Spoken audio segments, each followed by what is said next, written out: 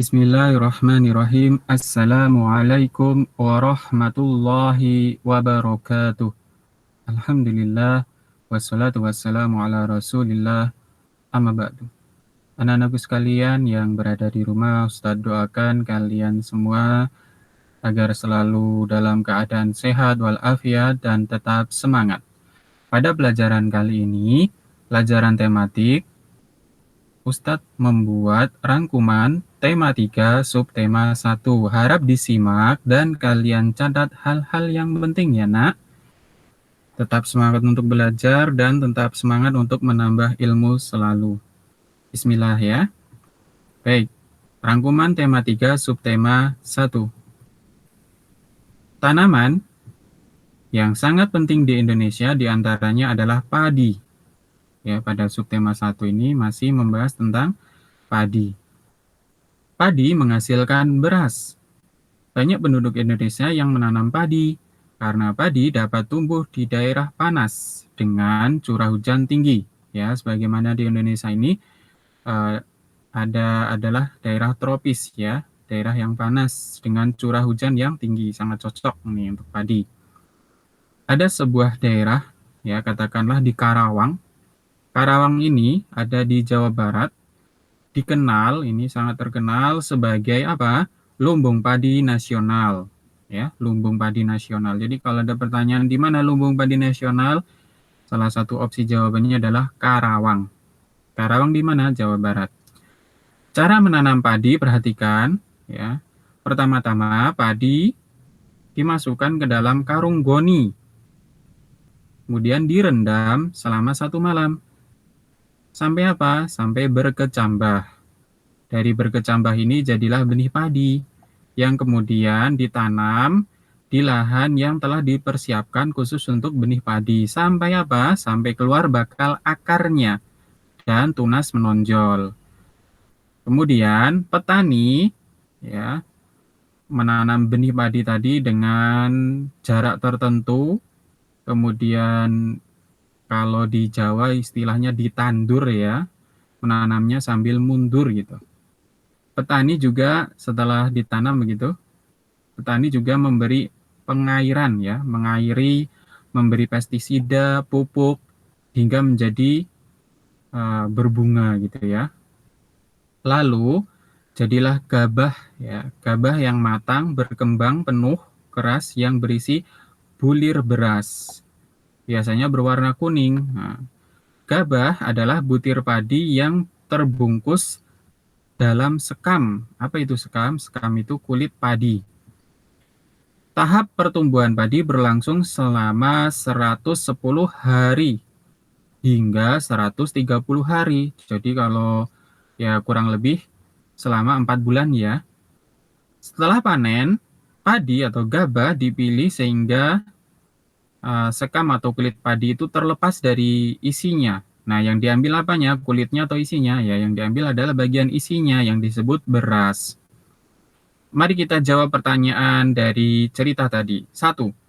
Apa isi bacaan di atas? Ya, isinya yaitu tahap pertumbuhan padi. Mengapa padi penting bagi masyarakat Indonesia? Karena sebagian besar masyarakat Indonesia memfungsikan padi sebagai makanan pokok ya. Padi tadi menghasilkan beras sebagai makanan pokok. Kemudian, di mana tanaman tersebut dapat tumbuh? Tadi disebutkan di daerah panas dengan curah hujan yang tinggi. Berapa lama proses tanaman tersebut tumbuh? Ya, padi membutuhkan waktu selama berapa hari tadi? 110 hingga 130 hari. Apa yang dimaksud dengan gabah? Pengertian gabah apa tadi?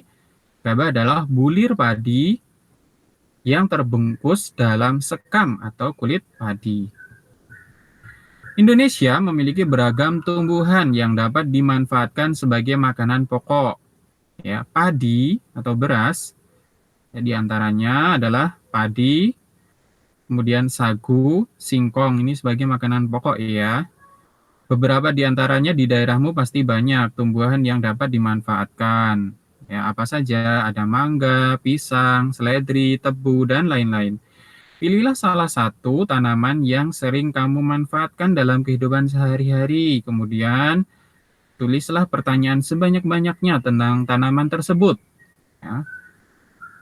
Nah, pertanyaan tadi yang kalian buat itu bisa menjawab rasa ingin tahumu. Pada proses pertumbuhan tanaman padi, bagian mana yang paling penting? Mengapa? Dan apa dampaknya apabila bagian tersebut mengalami masalah? Nah, pada proses penanaman padi, bagian terpentingnya adalah tahapan pertumbuhan padi. Pada bagian ini, ya, pada masa tumbuh ini, sangat menentukan untuk perkembangan selanjutnya. Jika pada fase tumbuh ini mengalami kegagalan, maka tanaman padi tidak bisa tumbuh. Karena banyaknya dikonsumsi oleh masyarakat, ya, ini padi ya, karena banyak sekali dikonsumsi oleh masyarakat, tanaman padi bisa saja berkurang jumlahnya. Oleh sebab itu, petani harus menjaganya. Berikut adalah beberapa cara untuk mempertahankan padi agar tetap dapat dinikmati masyarakat Indonesia. Apa saja? Yang pertama, menjaga bibit agar dapat ditanam kembali. Yang kedua, menjaga lahan pertanian, jangan sampai lahan digunakan untuk kebutuhan lainnya, misalkan dijadikan untuk mendirikan bangunan, rumah, dan seterusnya. Yang ketiga, menjaga kebersihan lingkungan sekitar. Mengapa? Karena kalau tidak terjaga kebersihannya, apabila banyak sampah ya, sampah ini akan menyebabkan banjir. Apabila terjadi banjir, maka padi tidak akan bisa tumbuh. Yang keempat, penggunaan beras yang tidak berlebihan. Jumlah penduduk ya meningkat ini ya, akan meningkat terus sesuai dengan kebutuhan yang mereka butuhkan, diantaranya kan padi ya. Jadi tadi jumlah penduduk ini selalu meningkat dan akan meningkat kebutuhan dasarnya yaitu padi tadi. Penggunaan beras sesuai dengan kebutuhan akan membantu. Nah, ini. Jadi kalau berasnya kita gunakan sesuai dengan kebutuhan akan sangat membantu. Karena apa? Tadi jumlah penduduknya kan semakin meningkat ya. Kalau diboros-borosin tidak sesuai dengan penggunaan maka ini memperberat ya negara atau siapa saja yang membudidayakan padi begitu. Berikutnya, contoh istilah tabel untuk daerah dataran tinggi dan dataran rendah. Nah, ini ada dua tempat yang kalian bandingkan. Buatlah tabel untuk memperjelasnya. Tabel yang pertama untuk dataran tinggi, tabel yang kedua untuk dataran rendah. Ya, perhatikan isian untuk dataran tinggi. Ciri-cirinya, ya, ciri-ciri untuk dataran tinggi adalah dataran tinggi itu terletak di atas permukaan air laut dengan ketinggian lebih dari 400 meter, sedangkan dataran rendah ya di atas permukaan air laut dengan ketinggian antara 0 sampai 200 meter di atas permukaan air laut. Kemudian sumber daya alamnya untuk dataran tinggi yaitu tanaman sayuran dan buah-buahan. Biasanya juga di daerah dataran tinggi dimanfaatkan sebagai tempat peristirahatan atau objek wisata dan juga ada yang dimanfaatkan sebagai perkebunan, pertanian dan juga peternakan. Mata pencaharian yang ada di dataran tinggi meliputi petani dan juga pekebun. Kemudian perbedaannya untuk dataran rendah biasanya mata pencaharian masyarakat di sekitarnya adalah sebagai petani, karyawan, buruh, dan lain sebagainya. Nah, berikutnya yang lainnya adalah apalagi manfaat tumbuhan padi, ya. Kalian cari tahu, kemudian apa hak dan kewajiban kita, ayo kita diskusikan. Perhatikan diskusi atau cerita yang akan Ustadz sampaikan, kemudian disimak cerita tersebut, kita ambil manfaatnya. Contoh ceritanya adalah, setiap hari Benny dan adiknya serta kedua orang tuanya selalu makan bersama. Ibu Benny selalu berpesan, ambil secukupnya. Adik Benny sering tidak adik Benny sering tidak menghabiskan nasinya. Alasannya karena ia sudah kenyang sekali. Nyatanya adik juga mau menghabiskannya. Berbeda dengan adiknya, Sedangkan Benny selalu menghabiskan makanannya. Dia selalu mengambil secukupnya. Nah, dari cerita ini coba jawab ya pertanyaan berikut. Apa yang dilakukan oleh adik Benny terhadap makanannya? Tadi ada yang dilakukan adik Benny terhadap makanannya yaitu belum mau menghabiskannya. Pertanyaan berikutnya. Ketika makan, apa yang dilakukan Benny terhadap makanannya? Nah, kalau Benny bagaimana? Benny selalu menghabiskan makanannya karena dia mengambil makanan secukupnya. Kemudian, manakah yang menurutmu telah bersikap bijak terhadap makanan? Benny atau adiknya? Jelaskan jawabanmu. Ya, yang bijak adalah Benny karena Benny sudah mengambil makanan secukupnya dan menghabiskannya serta tidak menyia-nyiakannya. Ketika adik Benny membuang makanan, siapa saja yang dirugikan? Jelaskan jawabanmu.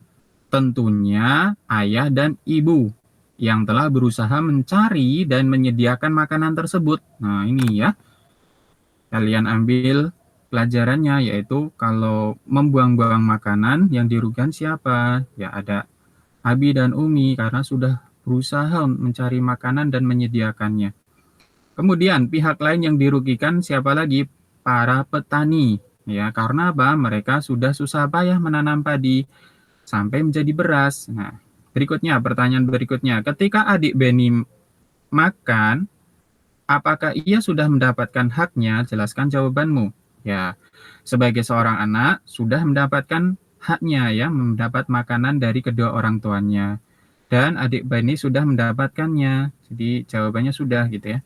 Ketika adik Benny membuang makanannya, apakah dia sudah melaksanakan kewajibannya? Jawabannya belum.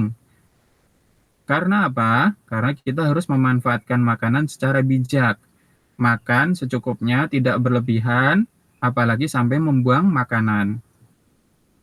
Jadi ketika adik Benny membuang makanan, berarti ia belum melaksanakan kewajibannya. Sedangkan pertanyaan berikutnya, ketika Benny menghabiskan makanannya, apakah dia sudah melaksanakan kewajibannya? Jawabannya ya, karena kewajiban kita memanfaatkan makanan secara bijak dan mengambil makanan secukupnya, kemudian menghabiskannya dan tidak menyia-nyiakannya. Melaksanakan kewajiban terhadap makanan, ya, tanaman mempunyai banyak manfaat untuk manusia. Selain untuk makanan, tanaman juga menghasilkan apa? Oksigen, ya, yaitu udara segar. Kita berhak menikmati manfaat dari tanaman, namun ya kita juga wajib bijak menggunakannya. Salah satu cara bijak dalam menikmati manfaat dari tanaman adalah dengan tidak membuang-buangnya. Bayangkan kalau semua orang seperti adik Benny tadi, berapa banyak nasi yang terbuang sia-sia, berapa banyak sumber daya alam dan energi yang terbuang setiap hari. Nah, sudahkah kamu memanfaatkan makananmu dengan baik? Ya, berpikirlah sebelum kamu membuangnya. Manfaatkan tumbuhan berarti kita juga menghemat dan tidak membuang-buang, ya, atau tidak berlebihan, ya. Caranya tidak berlebihan dan tidak merusak, gitu ya. Ketika kita tidak memanfaatkan tumbuhan dengan baik, ini artinya apa? Kita sudah mengambil hak orang lain untuk menikmati lingkungan yang nyaman. Nah, berikutnya, tahukah kamu apakah yang membuat segar udara di luar ruangan? Jawabannya tumbuhan hijau, ya, pepohonan, tumbuhan hijau ini ya, menghasilkan udara yang segar. Nah, sekarang kita akan belajar bagian-bagian dari tumbuhan sebagaimana yang pernah disampaikan. Ya, kita ulang sekali lagi agar semakin melekat ya di ingatan. Beberapa di antaranya adalah akar. Akar ini tumbuh berada di dalam tanah. Untuk beberapa jenis tumbuhan ada juga akar yang letaknya bahkan menggantung ya. Jadi tidak berada di dalam tanah, tapi menggantung. Bagaimana apabila tumbuhan tidak memiliki akar? Apa yang terjadi ya? Maka tumbuhan tersebut akan mudah dicabut, mudah roboh ketika diterpa angin, atau hanyut terbawa air ketika turun hujan. Inilah manfaat akar ya. Kalau tidak ada ya gampang mati gitu.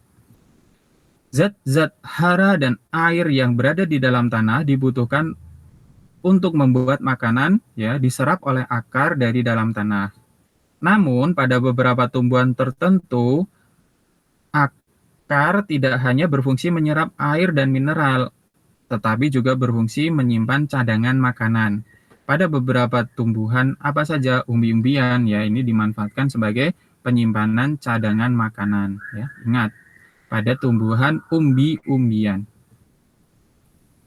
Bagian tumbuhan yang berada di atas tanah berikutnya adalah batang. Batang berfungsi sebagai tempat munculnya daun, bunga, ataupun buah. Selain batang berfungsi seperti tadi ya, fungsi lainnya yaitu mengedarkan mineral dan air yang diserap dari akar, serta mengedarkan zat makanan hasil fotosintesis ke seluruh bagian tumbuhan. Ya, ini.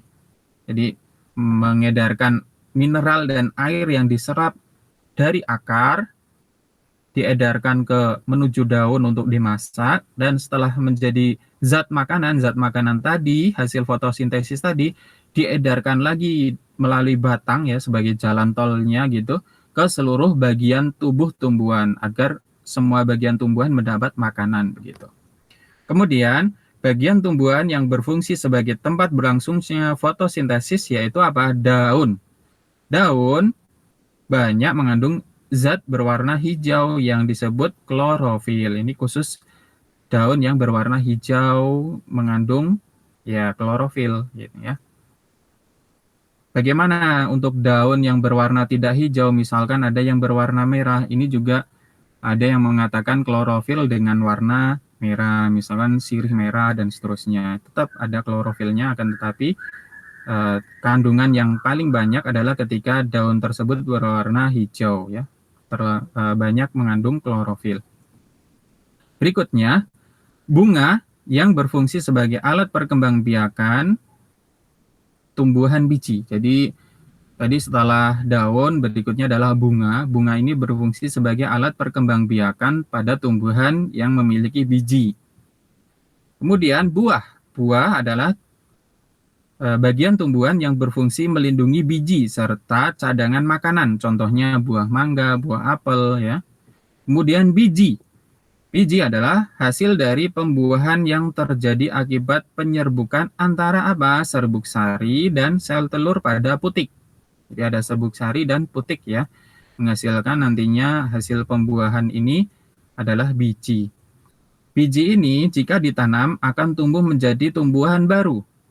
Biji ada yang memiliki keping 1 dan keping 2. Kalau biji berkeping 1 namanya monokotil, sedangkan biji berkeping 2 namanya dikotil. Tahukah kamu berapa dari bagian tumbuhan ya, beberapa dari bagian tumbuhan tersebut berfungsi untuk membuat tumbuhan tetap lestari dan seimbang di alam. Bagian tumbuhan tersebut diantaranya adalah biji. Biji ya merupakan cikal bakal bagi sebagian tumbuhan untuk terus bertahan sehingga tetap terjaga kelestariannya. Bisakah kamu mencari tahu tumbuhan yang lain yang berfungsi untuk menjaga kelestarian? Karena ada tumbuhan yang berawal dari tunasnya dulu ya, tidak dari biji tapi dari tunas. Ada yang dari batang, misalnya batangnya dipatahkan kemudian ditancapkan dalam tanah, dari batang tersebut bisa jadi tumbuhan baru juga ada. Ada pula yang berawal dari daun. Nah, apa kewajibanmu terhadap tumbuhan yang ada di sekitar? Ya, kewajiban terhadap tumbuhan yang ada di sekitar adalah merawatnya serta memberinya pupuk secara teratur. Kamu bisa memberikan jawaban yang lain untuk menyempurnakan jawaban tersebut. Kemudian, yang kedua, manfaat apa yang bisa kamu peroleh dari bunga? Nah, ini manfaat apa selain yang sudah disebutkan tadi ya? Manfaat dari bunga yaitu menghias rumah.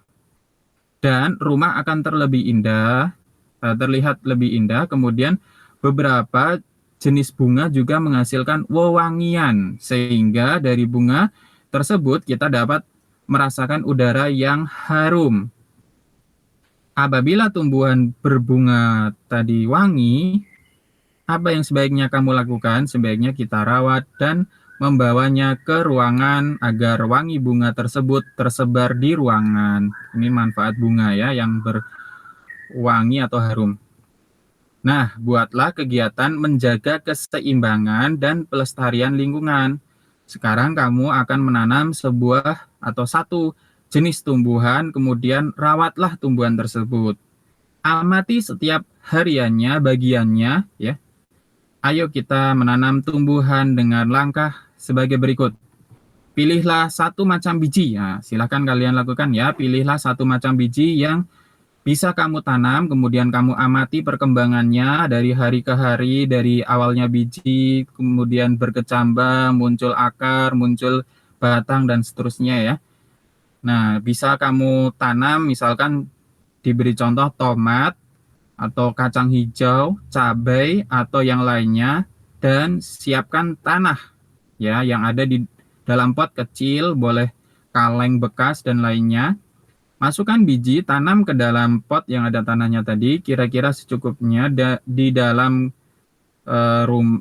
perkarangan rumah, boleh depan rumah, boleh, kemudian siramlah tumbuhanmu tersebut secara rutin, kemudian tanaman mulai tumbuh, lakukan kegiatan berikut ya. Kalau sudah mulai tumbuh, lakukan kegiatan berikut, identifikasi dan tulislah setiap bagian tumbuhan, kemudian fungsinya juga kalian perhatikan, kemudian diskusikan hasil pengamatanmu, diskusikan dengan orang tuamu atau saudaramu, kemudian tuliskan hasil diskusimu dalam bentuk laporan. Ya, kamu dapat menyertakan gambar ya perkembangan tanamanmu begitu. Nah, untuk pertemuan kali ini saya cukupkan sampai di sini, bersambung untuk bagian yang kedua pada pertemuan berikutnya ya, masih pada rangkuman sub tema 1, tema 3. Untuk pertemuan kali ini saya cukupkan. Wabillahi taufik wal hidayah. Wassalamualaikum warahmatullahi wabarakatuh.